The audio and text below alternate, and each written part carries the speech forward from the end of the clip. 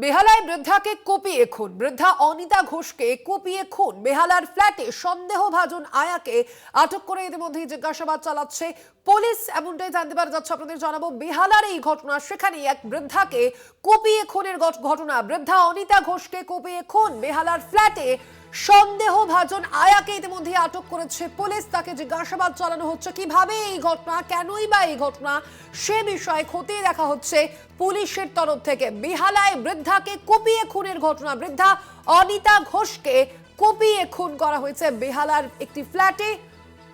সন্দেহভাজন আয়াকে আটক করে ইতিমধ্যে জিজ্ঞাসাবাদ চালাচ্ছে পুলিশ। আরো বিস্তারিত জানবার সম্পর্কে ফোন লাইনে রয়েছেন প্রতিনিধি রিয়া মাঝি।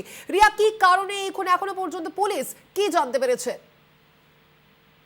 দেখো, তোমায় জানিয়ে রাখবো যে আজ সকালে বেহালা এলাকা থেকে, যেটা কিনা পর্ণশ্রী থানা এলাকা পড়ছে, সেই জায়গা থেকে পর্ণশ্রী থানার কাছে একটি ফোন আসে যে একজন বৃদ্ধা, তার দেহ পাওয়া গিয়েছে এবং তাকে হসপিটালে নিয়ে গেলে মৃত বলে ঘোষণা করেছে এবং আরো একজনকে স্থানীয় বাসিন্দারা আটক করে রেখেছে বলে এমনটাই ফোন আসে। এবং তড়িঘড়ি পর্ণশ্রী থানা সেই ঘটনাস্থলে গিয়ে পৌঁছায়, যেটা কিনা পর্ণশ্রী থানা আন্ডারে 396/9 বেচারাম চ্যাটার্জি রোড।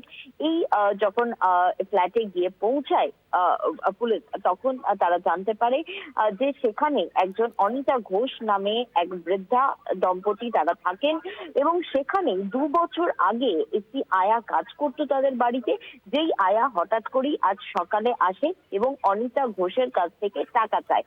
তিনি টাকা দিতে মানা করে দেওয়ায় তাকে হঠাৎ করেই ছুরি দিয়ে আঘাত করে এবং লাগাতার আঘাত করে, যেখানে তার মুখে, গলায় সহ বিভিন্ন জায়গায় আঘাত করে এবং এই বৃদ্ধা নিজেকে ডিফেন্ড করার জন্য তিনিও পাল্টা মারেন, কিন্তু অবশেষে তিনি নিজেকে ডিফেন্ড করতে পারেননি।